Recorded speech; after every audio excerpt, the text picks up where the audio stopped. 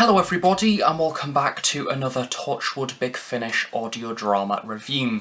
In today's review I'm going to be catching up with some of the latest Torchwood main range releases, this time round the Great Sonataran War as written by James Goss. This release originally came out in October 2021 and is available to order on the Big Finish website now. The physical CD is £10.99 and the download is £8.99. I certainly recommend checking out the story details on the Big Finish website as well as listening to the trailer, because this one is rather unusual. We have a Sontaran in Torchwood. What is not to like? We also have a cat, which is brilliant. I've mentioned this in a few other recent reviews, but yes, I've been quite busy recently, so now I'm catching up with some of the latest audio dramas which I have missed out on because I've just had a lot of studying and a lot of master's work to cover. So it's very nice to finally be back actually taking a look at some Big Finish audio dramas. As always, Big Finish provides an excellent escape from the rather unusual and scary world that we are currently living in. As always with the Torchwood main range as well, of course you don't need to listen to any prior stories in order to fully understand this episode.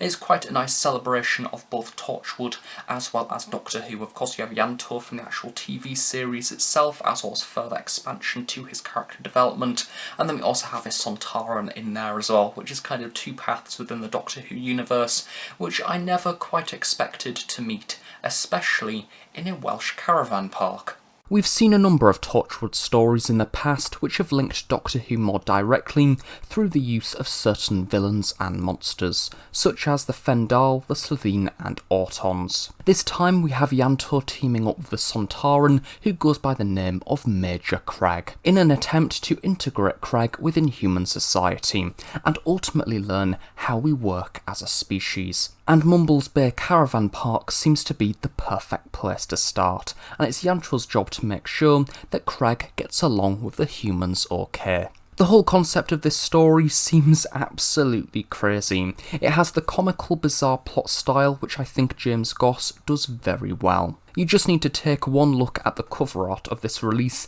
and it raises so many points to speculate from. But also, as with many James Goss scripts, there is an unexpected, deeper subcontext to this story, commentating on human behaviour, the society that we live in, and the sinister hierarchies which form within it. We have a war-born species plonked in the middle of a seemingly normal caravan park, and yet the monsters within this story isn't the expected potato-headed foe. When this episode was originally announced, I kind of looked at the cover art and thought, what on earth is going on? This is in fact the last story, sadly, to have cover art by Lee Binding. He has done the cover art for the Torchwood main range since its very origin many years ago, and it is very sad to see him leave the range. However, I think it's fair to say he is ending on a high. We have a Sontaran holding a basket with a fluffy cat in it. The whole concept of this story is a little bit bizarre, and I think that I can't really explain exactly what this episode is without basically giving you an entire description of the plot, and this is one of those stories I think it is very good to go into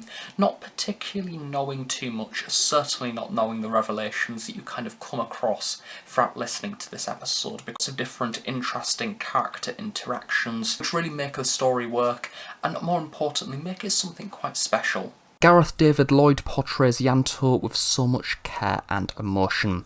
It's a joy seeing his character explore emotions which the TV show tended to shine away from. Being a member of Torchwood is incredibly hard, especially when you are an assistant type figure as Ianto is within the earlier series, and at this point within the show's timeline he's dealt with loss, relationships and aliens, and yet at this point he is often an overlooked character. I find myself comparing this release quite a lot to the earlier Torchwood main range story Coffee from earlier this year, with rather similar compliments, being able to explore Ianto's character a little bit deeper, which is also something which occurs within the Torchwood 1 series. Equally, Dan Starkey returns as yet another version of a Sontaran Major, but as always creates subtle differences within the portrayal. Extra credit in particular should be given for this story, given that we have a Sontaran doing rather unusual things, to say the least. There are light-hearted elements throughout this release, such as Craig buying a cat, because simply he's seen them on the internet. Group Marshal Cat of the 9th Sontaran Battle Fleet, to be exact, and he is a perfect addition to this story. We also get to see the character embarking on his own personal mission, learning about the confusion of human emotions, and the weaknesses that we have, but also our strengths. James Goss has in fact been responsible for writing quite a number of the recent Torchwood stories, but every single episode seems to be different. This seems to be a guy who literally has so many weird and wacky and bizarre ideas, and all of them for some reason seem to work, even though I feel like this story really shouldn't, because I'm really not a fan of the Sontarans being used as comic relief. It was something that really irritated me with the new series Doctor Who, because they were once like a worthy threat within the Time Warrior. I thought that Lynx was in fact quite a scary Sontaran back in the day. Even with adventures the likes of the Invasion of Time, I still kind of took the Sontarans seriously, with the exception of the bit where he falls over the deck chair, but that aside, I still think that they were a worthy Doctor Who villain, but within new series Doctor Who, especially with the likes of Strax, that's kind of been watered down, and I feel like this story, even though it does have a few more comic attributes in there, there is a rather serious story still being told. I mean, I listened to this audio drama expecting it to be rather light relief, rather comedy in its design.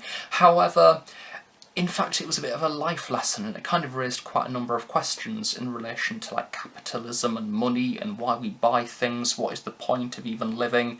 But yeah, it's one of those stories that kind of, we see a Sontaran going into a shop and then basically saying, well, why do we put value on things? There is this excellent moment where he wants to buy some apples, and then he says, well, why am I buying these apples from this shop? I just buy them from the fruit pickers who also live in Mumbles Bay Caravan Park for a much cheaper price, and the very price of these apples are in fact, in reflection to their wage, much more expensive. And it is a really interesting commentary on society that we live in, and kind of raises the question of how on earth has it got to this point where we have these corporate giants that basically command our entire existence. A lot of the seemingly daft elements of this story actually have a learning curve embedded within them, adapting Craig's approach to life overall. His rocky relationship with Betty Appleby in particular is an interesting listen, as we get to see little insights into her life throughout this story, which naturally helps steer the narrative forward whilst informing the actions of Major Craig.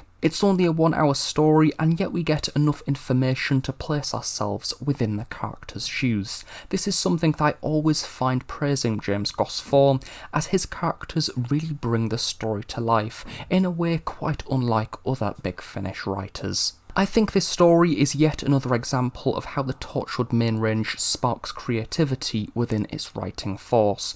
Not every story will be to your taste, but it's a lucky dip to see exactly what comes next. Admittedly, this story does home in a little bit more on that funnier side to the Sontarans, which has underpinned quite a number of their appearances throughout new series Doctor Who, but whilst set alongside a script which deals with themes of loneliness and outsiders, it all comes together into a satisfyingly neat package. Craig starts off being a rather comically grumpy Sontaran commander, but develops in unexpected ways, making it a very enjoyable listen.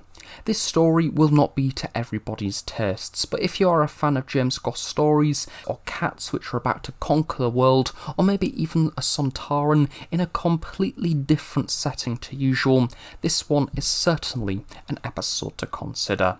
And if you've ever wanted to see a Sontaran use a self-service checkout, this one is most certainly for you.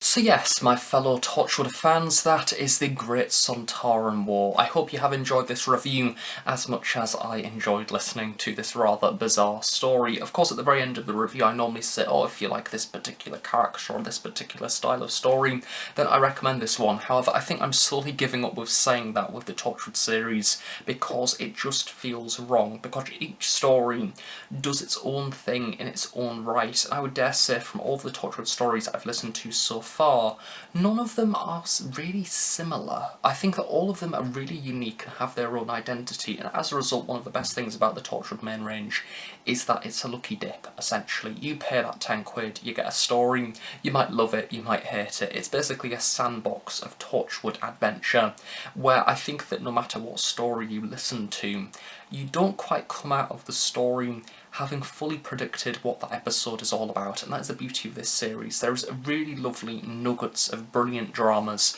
however, none of the episodes that I've listened to, I would dare say, are predictable. They're all weird and wacky and bizarre in their own way, and this story is most certainly one of those. My only advice that I can give is basically, if you like the look of this story, then buy it if you can, maybe add it to your list and get around to it at some point.